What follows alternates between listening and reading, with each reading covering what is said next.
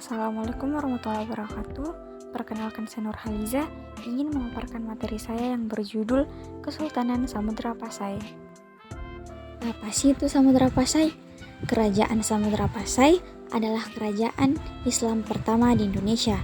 Kerajaan Samudra Pasai didirikan oleh Meura Silu pada tahun 1267 Masehi.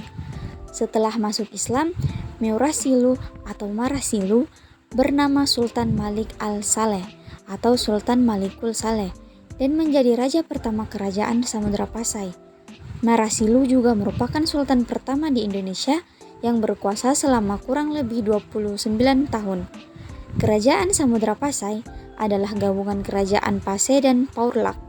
Letak kerajaan Samudra Pasai di Lok Seumawe, Aceh Utara, Provinsi Aceh. Kerajaan Samudra Pasai didirikan oleh Meura Silu pada 1267 Masehi. Ia memerintah pada tahun 1285 sampai 1297. Pada masa pemerintahannya, ia didatangi seorang musafir dari Venetia, Italia pada 1292 bernama Marco Polo. Melalui catatan Marco Polo, diketahui bahwa Raja Samudra Pasai bergelar Sultan. Wilayah kerajaan menjadi daerah di Nusantara yang pertama kali dikunjungi oleh para pedagang dan pelayar. Hal ini dikarenakan letaknya yang strategi di jalur perdagangan internasional, yakni di pesisir utara Sumatera, tepatnya di kota Lak Seumawe, Aceh.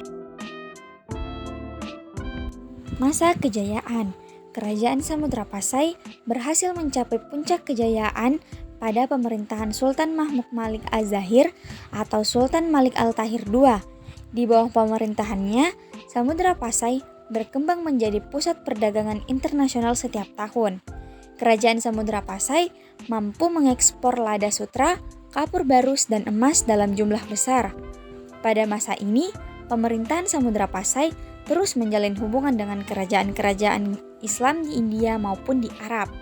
Pada masa kejayaannya, Samudra Pasai mengeluarkan mata uang emas yang disebut dirham, yaitu uang yang digunakan sebagai uang resmi kerajaan di samping sebagai pusat perdagangan Samudra Pasai.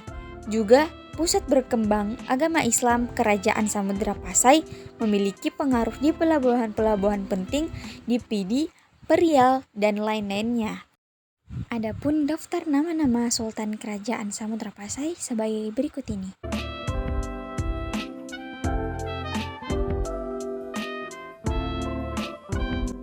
Faktor keberhasilan Kerajaan Samudra Pasai, di mana ada politik perkawinan.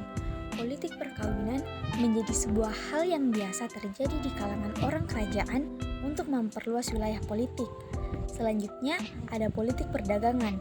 Pada masa itu, pemegang kunci perdagangan di sana adalah pedagang Islam. Mereka menjadi pemegang monopoli perdagangan dari dan ke Eropa. Yang ketiga, ada politik penaklukan. Cara politik penaklukan ini berbeda dengan faktor lain yang terbilang halus. Politik penaklukan memanfaatkan penyerangan seperti yang dilakukan oleh Kerajaan Samudra ke Kerajaan Pasai atau Kerajaan Demak ke Kerajaan Majapahit. Inilah beberapa peninggalan Kerajaan Samudra Pasai.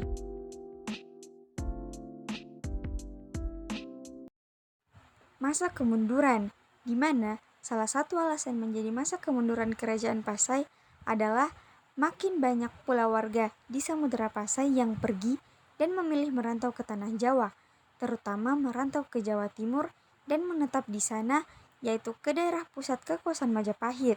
Salah satu warga asal Pasai yang datang ke Jawa bernama Fatelehan atau Fatahillah atau Syarif Hidayatullah. Ia memutuskan untuk pergi merantau ke Jawa sebab saat itu Kerajaan Samudra Pasai, yaitu negerinya, tengah diserang oleh Portugis. Itulah salah satu yang menjadi alasan masa kemunduran pada Kerajaan Samudra Pasai. Terima kasih untuk teman-teman yang ingin menonton dan mendengarkan pemaparan materi saya. Sekian dari saya. Wassalamualaikum warahmatullahi wabarakatuh.